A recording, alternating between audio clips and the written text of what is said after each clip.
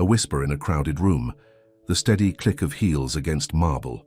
When Mira Chen steps onto the stage at Westfield Academy, no one expects the shy IT specialist to command attention, but beneath her quiet exterior lies a voice that could move mountains, and the people who dismissed her are about to learn what power truly sounds like. Before we dive into the story, comment below where in the world you're watching from. The fluorescent lights of Westfield Academy's staff lounge buzzed overhead as Mira Chen hunched over her laptop, typing rapidly. Her small frame nearly disappeared behind the institutional furniture, exactly how she preferred it. "Hey, computer." "Girl," called a voice from across the room. "The projector in the auditorium is acting up again." Mira looked up to see Lawrence Blackwood, the school's revered music director, standing in the doorway. His imposing figure filled the frame, bow tie perfectly centered beneath his clean-shaven chin. "I have a name," she said softly, though not soft enough to go unheard. Lawrence raised an eyebrow. "Right, Mira. The showcase rehearsals start in 30 minutes, and we need that projector working." She nodded, closing her laptop. At 32, Mira had spent 5 years at Westfield, one of Boston's most prestigious performing arts academies. While students practiced concertos and soliloquies, she maintained the digital infrastructure that kept the school running. The auditorium smelled of polished wood and ambition. Student musicians arranged themselves on stage while Lawrence barked instructions, his voice carrying effortlessly to the rafters. Mira climbed the ladder to access the projector mounted above the back row. Her fingers worked methodically, resetting connections and checking cables. "Is it fixed yet?" Lawrence called up impatiently. "We need to run the entire program, including visuals." "Almost done," Mira replied, her voice barely carrying halfway. "To the stage. Speak up," he commanded. "This is a performance space. Even IT people should know how to project." Several students snickered. Mira felt heat rise to her cheeks as she completed the reset. The projector hummed to life, casting light onto the massive screen behind the stage. "There," she said, climbing down. "It should work fine now." Lawrence nodded dismissively. "Finally, all right everyone, from the top." As Mira gathered her tools, Eliza Washington, the humanities teacher, approached with a kind smile. "Don't mind." "Lawrence," she whispered, "he's extra tense about this showcase." "I'm used to it," Mira replied with a shrug. "Technical support isn't exactly the glamorous side of the arts. Still, you should join us for the staff reception afterward." "Come, out of your server room for once," Mira hesitated. "I don't really fit in at those things." "Nonsense. Besides, I heard the superintendent is coming. Networking opportunities." Eliza winked before returning to her seat. Mira slipped out silently, Lawrence's voice fading behind her as she walked through the academy's marble corridors. On the walls hung photographs of famous alumni, actors, musicians, and dancers who had once walked these same halls. None of them were ever called computer girl, she thought. The staff reception sparkled with nervous energy. The annual spring showcase was Westfield's crown jewel, showcasing student talent for parents, alumni, and potential donors. Mira stood awkwardly by the refreshment table, nursing a plastic cup of mediocre punch. She'd made an effort tonight, traded her usual jeans for a simple black dress, let her long dark hair down from its practical bun. "Mira, you came!" Eliza appeared, pulling along a tall man with salt and pepper hair. "This is Daniel Reeves, our new superintendent." "Pleasure," Daniel said, extending his hand. "I've heard excellent things about our IT department." "Department is generous," Mira replied with a small smile. "It's mostly just me." "Don't sell yourself short," Eliza interjected. "Mira keeps this whole place running." Before Daniel could respond, Lawrence swooped in, glass of wine in hand. "Superintendent Reeves, I was hoping to discuss the proposed budget." "For next year's music program." "Lawrence," Daniel acknowledged. "Your students sounded wonderful tonight, quite the program you've put together." Lawrence beamed. 15 years of building excellence. "We've got 3 seniors going to Juilliard next fall." Daniel nodded appreciatively. "Impressive. Ms. Chen here was just telling me about her contributions to the academy." Lawrence's smile tightened almost imperceptibly. "Ah, yes, our technical support. Keeping the Wi-Fi running. Among other things," Mira added quietly. "Speaking of support," Lawrence continued. "We could use some in the music department. That piano in the practice room has been out of tune for weeks.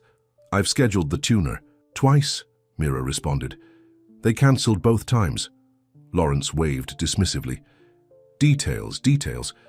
What we really need is someone with actual musical understanding to coordinate these things." "I understand music just fine," Mira said, her voice growing even quieter. "Pardon?" Lawrence cupped his hand to his ear dramatically. "You'll have to speak up, dear.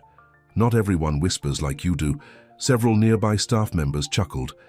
Mira's fingers tightened around her plastic cup, crumpling it slightly. "I said I understand music," she repeated, barely louder. "Of course, you do," Lawrence replied with exaggerated patience. "I'm sure you had a recorder class in elementary school like everyone else."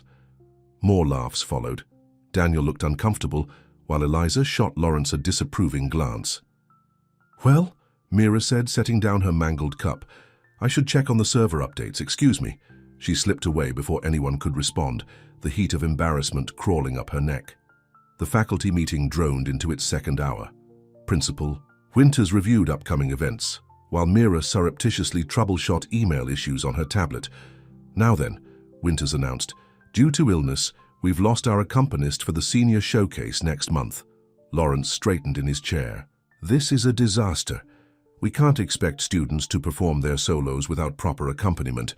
I've already reached out to several professional pianists," Winters continued, "but with such short notice, their fees are beyond our budget." "What about that music graduate who helped last year?" someone suggested. Lawrence shook his head. "Move to Chicago. We need someone who can start rehearsing with the students immediately." An uncomfortable silence fell over the room. Mira stared at her tablet, finger hovering over the screen. "I could do it," she said, her voice barely audible. Lawrence snorted.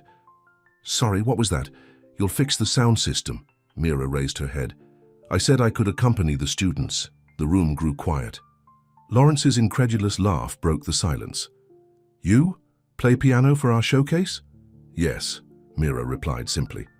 Lawrence exchanged glances with several other teachers. "Mira, this isn't like resetting a router.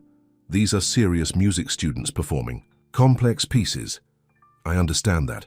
Do you?" Lawrence challenged, leaning forward. "Because these students have worked for years.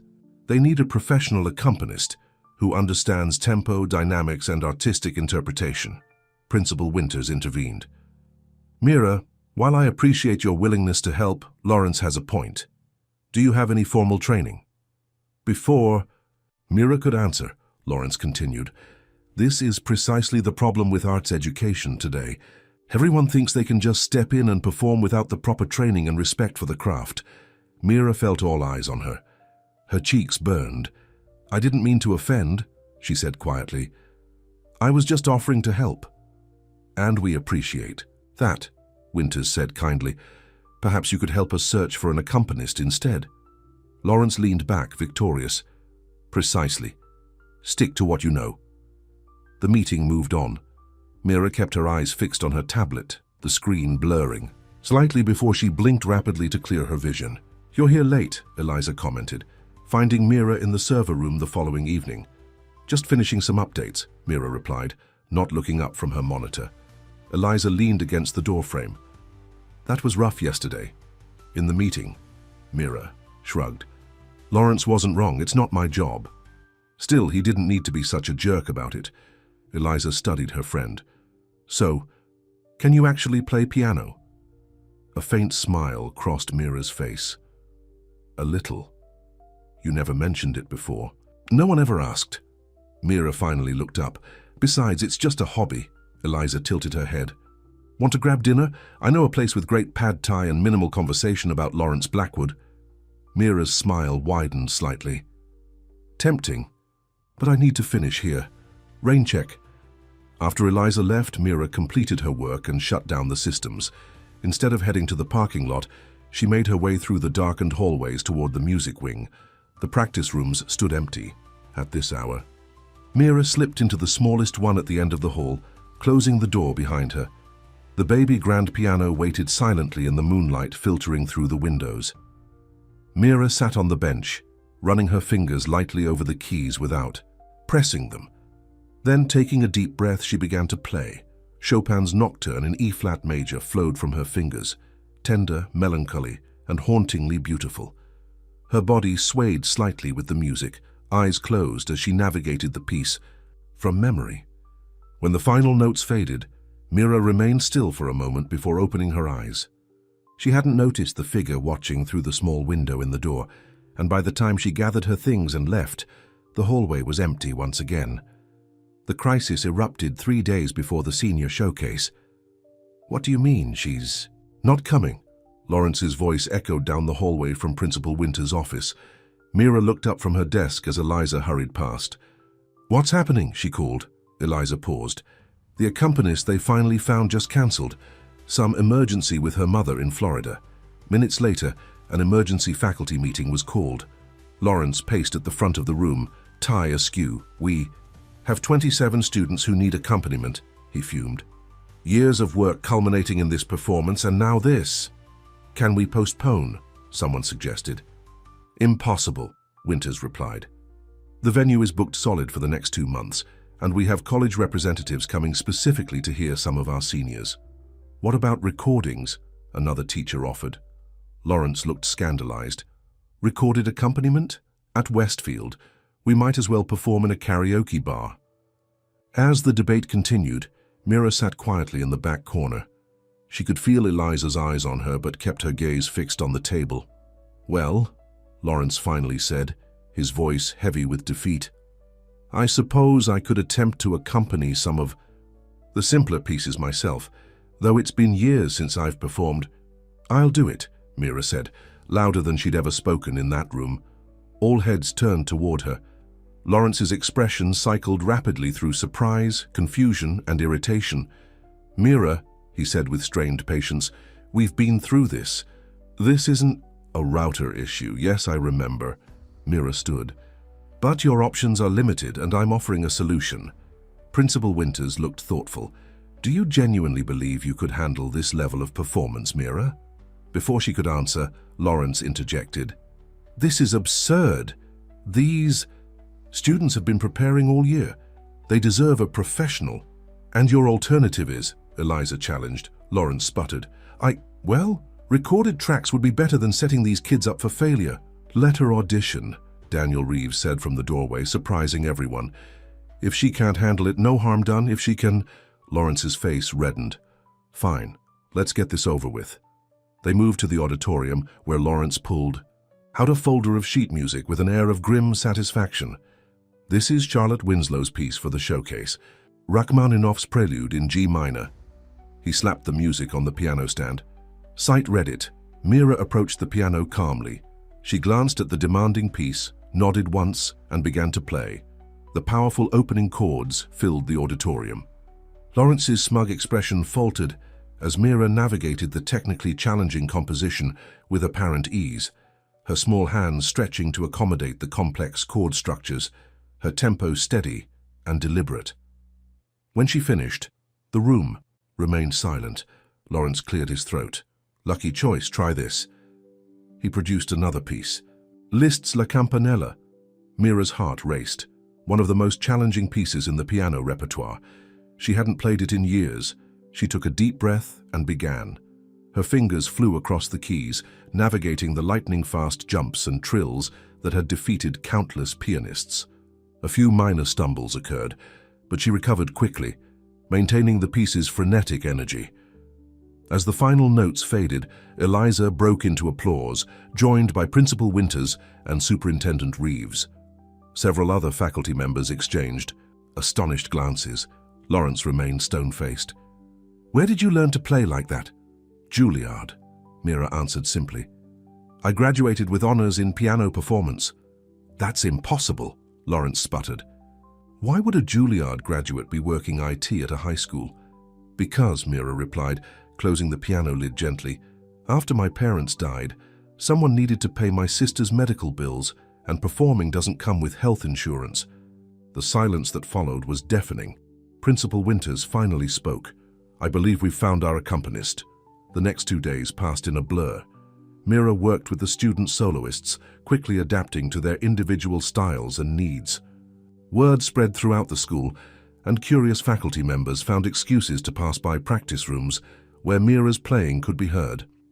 Lawrence was conspicuously absent from these sessions, delegating supervision to his assistant. The few times Mira encountered him in the hallways, he seemed unusually preoccupied with his phone. The night of the showcase arrived. Backstage, students in formal attire warmed up instruments and voices, nervous energy filling the space. Mira, dressed in a simple black evening gown borrowed from Eliza, reviewed sheet music at the piano. "Ms. Chen?" Charlotte Winslow, their star violinist, approached tentatively. "Could we run through the transition in measure 78 one more time?" "Of course," Mira replied, making room on the bench. As they worked through the passage, Mira gently offered suggestions. "Try thinking of it as a conversation rather than a performance," she advised. "Your violin is asking a question here, and the piano responds." Charlotte nodded, trying again. This time the musical phrase flowed naturally. "That's it," Mira encouraged. "Beautiful." "How are you so calm?" Charlotte whispered. "I'm terrified." Mira smiled. "I'll let you in on a secret. I'm terrified too. But the music isn't. The music knows exactly what it wants to be." Lawrence appeared, clipboard in hand. "Places, everyone. Charlotte, you're up first." He pointedly avoided looking at Mira. The house. Lights dimmed.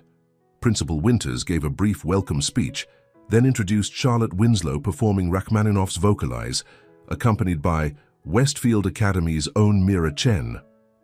Murmurs rippled through the audience. Lawrence, seated in the front row, shifted uncomfortably. Mira followed Charlotte onto the stage. The spotlight felt alien after years of working in the background, but the piano felt like home. Charlotte nodded, and Mira began the haunting introduction. When the violin entered, Mira's playing softened, creating a foundation that supported without overwhelming. Together, they built the piece to its emotional climax before letting it gently subside. The applause was immediate and enthusiastic. Charlotte beamed at Mira as they took their bow. One by one, the student performances unfolded. A cellist playing Bach, a flautist performing Debussy. Each time, Mira's accompaniment elevated the music, highlighting the students' strengths while subtly covering their occasional missteps. During a brief intermission, Eliza squeezed through the backstage crowd to find Mira drinking water and flexing. Her fingers. "You're amazing," Eliza gushed. "The parents can't stop talking about you." Mira smiled tentatively. "The students are the stars tonight." "Yes, but you're making them shine brighter." Eliza lowered her voice. "Also, Lawrence looks like he swallowed a lemon." Before Mira could respond, Principal Winters appeared. "Slight change of plans," he announced. "Our final performer has requested a different piece than listed in the program." He handed Mira a folder. Inside was the sheet music for Rachmaninoff's Piano Concerto No. 2, one of the most demanding pieces in the repertoire, rarely performed outside of major concert halls. "This is Michael's new selection?" Mira asked, referring to their piano prodigy. Winters nodded. "Apparently Lawrence approved it this morning. Can you handle it?" Mira flipped through the complex score. Normally, this piece required a full orchestra backing the piano soloist. "I'll need to transpose the orchestral parts for the second piano," she said, mind already racing through the adaptations. "But yes, I can make it work." When the intermission ended, Michael Lee sat at the main piano while Mira took her place at a second grand piano that had been rolled on stage. Lawrence stepped to the microphone. "Ladies and gentlemen, a special treat for our finale. Michael Lee, performing Rachmaninoff's Piano Concerto No. 2 with orchestral reduction by..." He paused almost imperceptibly. "Mira Chen." The piece began with Michael's rich, resonant chords. When Mira entered with the orchestral parts, the audience sat transfixed. The two pianos conversed, challenged and complemented each other through the technically demanding first movement. In the lyrical second movement, Mira transformed her piano into an entire string section, creating a lush backdrop for Michael's expressive playing. By the thunderous third movement, both pianists were fully immersed in Rachmaninoff's emotional landscape. Michael, initially cautious about this last-minute change, now played with newfound confidence, buoyed by Mira's skilled support. When the final chords resounded through the auditorium, the audience erupted. As one, they rose to their feet. Applause. Turning to cheers, Michael grabbed Mira's hand, pulling her forward to share the ovation. Flowers appeared from the wings, roses for Michael, and after a moment's hesitation, a bouquet for Mira as well. In the front row, Lawrence remained seated, hands moving mechanically together. His face had drained of color, his eyes fixed on some middle distance only he could see. The reception area bustled with excited families, proud students, and impressed donors. Mira found herself surrounded by people she'd previously only nodded to in hallways. "That was extraordinary," gushed a board member. "Where have you been hiding this talent?" "In the server room, apparently," Eliza quipped, appearing at Mira's side with 2 glasses of champagne. Michael Lee approached with his parents. "Ms. Chen, thank you, that was—" He struggled for words. "I've never played better." "You did the hard part," Mira responded warmly. "I just followed your lead." "Nonsense," his father interjected. "That orchestral reduction was remarkable. Did you arrange that yourself?" Before Mira could answer, Superintendent Reeves joined the conversation. "Ms. Chen is full of surprises. Juilliard graduate, it turns out." More people gathered, questions flowing faster than Mira could answer them. What other instruments did she play? Would she consider teaching master classes? Was she available for the chamber music series next month? Across the room, Lawrence stood alone by the refreshment table, untouched drink in hand. Occasionally, colleagues approached him with congratulations on the showcase, but their conversations inevitably turned to Mira's revelation.